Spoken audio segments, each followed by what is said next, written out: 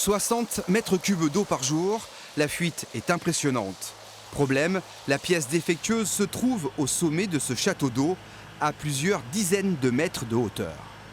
On a l'habitude de réparer des fuites sur du réseau enterré. Là, on est sur un ouvrage avec la complexité de la hauteur, où on se retrouve à 40 mètres de haut. Un chantier exceptionnel, moyens exceptionnels, une grue unique en Limousin déploie sa flèche pour faciliter le travail des techniciens. Ça pèse combien ça? À peu près, je dirais 50 kilos. C'est pour ça que vous allez utiliser la grue parce qu'on monte à l'échelle dans le château d'eau, donc c'est assez compliqué d'emmener des pièces.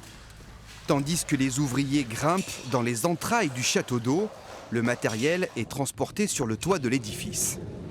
Plusieurs rotations sont nécessaires avant de commencer les réparations.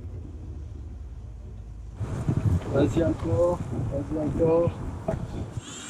La pièce défectueuse est découpée avant d'être remplacée par la nouvelle.